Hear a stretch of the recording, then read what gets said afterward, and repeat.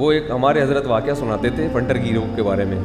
ایک صاحب کو تقوی کا ہیضہ ہو گیا, تقوی کا ہیضہ ہو گیا, یعنی وہ یہ شو کرنا چاہتے تھے کہ میں بہت زیادہ نیک ہوں, بہت زیادہ پرہیزگار ہوں, خام خواہ کی شو مارنے کے لیے نا.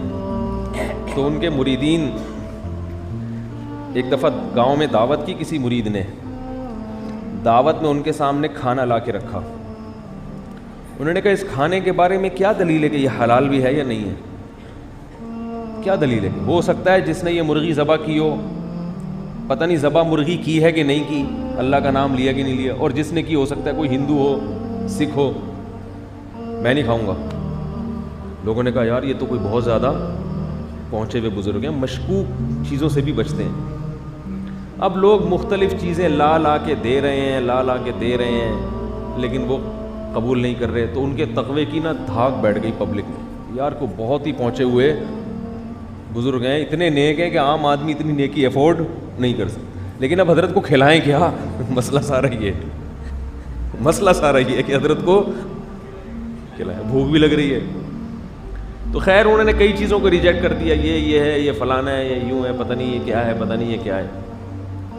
تو کسی نے ان کے لیے جو ہے نا چنے کا بندوبست کیا اور کہا کہ یہ جو ہے نا مدینہ سے یہ صاحب ہیں, چنے لے کر آئے ہیں آپ کو کھلانے کا. ابھی پورا واقعہ مجھے یاد نہیں, ہو سکتا ہے کچھ اس میں ایڈیٹنگ کرنی پڑے بعد میں, تو آپ خود ہی کر لیے گا اس میں. تو وہ جو ہے انہوں نے کہا چلو یہ کھاتا ہوں میں. جب چنے کھائے تو پھر ان کو خیال آیا کہ اس کی بھی تحقیق کرو کہ یہ مدینہ کے ہیں بھی یا نہیں ہیں, پھنٹر گیری نا. تو مریدوں سے تحقیق کی تو پتہ چلا کہ جی جب آہستہ آہستہ پہنچے نا کہ مدینہ میں کس کے پاس سے لیے, اس نے وہ کہاں سے لیے, اس نے کہاں سے لیے, اس نے کہاں سے لیے, تو آخر میں ایک ہندو آیا.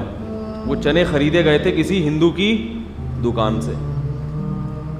وہاں سے وہ مختلف ہاتھوں سے ٹریول ہوتے ہوتے مدینہ جانا تو کوئی مشکل نہیں ہے, سامان میں کچھ بھی ڈال کے لے جاؤ, واپس بھی لے آؤ. لوگ کہتے ہیں نا مدینہ سے جائے نماز لے کر آئے ہیں, کراچی سے جاتی ہے مدینہ, وہاں سے واپس ادھر آ جاتی ہے. اس پہ خوش ہو رہے ہوتے ہیں.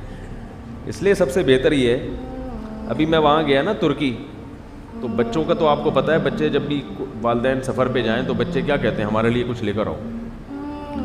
تو وہاں چھوٹے بچے کے لیے میں نے ایک چھوٹی سی بندوق خرید لی پلاسٹک کی. وہ ٹھیک ٹھاک مہنگی ملتی ہے وہاں ترکی میں. دوسرے کے لیے میں نے نہیں خریدی, یہ سوچ کے کہ دونوں کے لیے بندوق صحیح نہیں ہے, ایک کے لیے بندوق تو دوسرے کے لیے کچھ اور لے لیں گے دوسرے کے لیے. لیکن وہ بیگ اتنا بھر گیا کہ اب اس میں جگہ ہی نہیں. اب میں پریشان کہ یار اب میں اگر مزید بچوں کا کوئی کھلونا خریدتا ہوں تو الگ سے بیگ چھوڑو, ٹوپی کرا دیں گے بچے کو, کراچی پہنچ کے ٹوپی کرا دیں گے. تو وہ جب ہم یہاں لے کے پہنچے نا کراچی, تو بچوں کا تو آپ کو پتہ ہے, یا تو کسی کو کچھ نہ دو, ایک کو دے دیا تو قیامت آ جائے گی. وہ ایسا تباہی مچاتے ہیں نا بچے. تو مجھے اندازہ ہو گیا کہ اگر یہ گن جو ہے پلاسٹک کی, یہ میں نے ایک کو دی تو پورے ملک میں کیا ہو جائے گا, فدائی حملے شروع ہو جائیں گے, دھماکے. یعنی ملک سے مراد ہمارے گھر میں کچھ بھی ہو سکتا ہے. تو ایسے موقع پہ انسان کیا کراتا ہے, ٹوپی کراتا ہے. تو میں نے پھر بیگ کھولا ہی نہیں, میں نے کہا کہ مغرب کے بعد بیگ کھلے گا, ابھی ذرا آپ لوگ کیا کریں, صبر کریں, سب کے لیے کھلونے آئے. مغرب سے پہلے میں یہاں ناگن چورنگی گیا کھلونے کی دکان میں, 450-300 کی وہی اسی جیسی گن مجھے مل گئی جو وہاں اچھی خاصی مہنگی مل رہی. 2-4 گنیں لے کے سب بچوں کو فارغ کر دیا اس میں نا. اور بھی جو کھلونے سننے میں وہ یہی سمجھ رہے کہ ان کو جھوٹ نہیں بولا کہ ترکی سے لایا ہوں. ٹوپی میں جھوٹ نہیں بولا جاتا, جھوٹ ہوتا ہے, وہ تو ناجائز ہے. ٹوپی کا مطلب ہوتا ہے ان کو ایسا لگے, کیونکہ بیگ جب کھل رہا ہے تو وہ تو یہ سمجھ رہے ہیں سب باہر سے آ رہا ہے, تو دے دیا ان کو. اس کے بعد میں نے کہا یار سب سے بہترین طریقہ یہ ہے کہ جب بھی کسی ملک سے سفر کر کے آؤ تو گھر مت جاؤ, ناگن چورنگی پہ کھلونوں کی دکان ہے. بچوں کو کیا پتہ بھائی, وہی چیز جو اب پاکستان کے 26 روپے وہاں کا 1 روپیہ ہے, وہ کہنے کو ان کا 5 روپے ہمارے کیا بن جاتے ہیں, یا ان کے 100 روپے, ان کے 1000 روپے ہمارے اچھے خاصے 26,000 بن جائیں گے. تو کیا ضرورت ہے.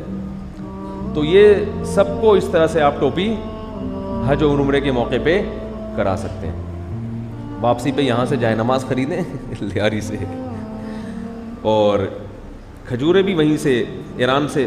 کھجوریں تو خیر مدینہ کی ہوتی ہیں, اجوا کھجور خاص طور پہ. اچھا خیر بات یہ چل رہی تھی کہ وہ جب تحقیق ہوئی ہے تو پتہ یہ چلا کہ بھائی وہ کسی ہندو کے پاس گئے, بھائی تمہارے کہاں سے ملے؟ تو اس نے کہا اصل میں ہمارے گاؤں میں ایک سور تھا, اس نے یہ چنے کھا لیے تھے, تو میں نے اس کو مار کے اس کے پیٹ سے نکالے ہیں اور ان کو دھو کے میں دکان پہ بیچ رہا ہوں. تو جو زیادہ فنٹر گیری کرتا ہے نا, اس کے ساتھ پھر ایسا ہوتا ہے.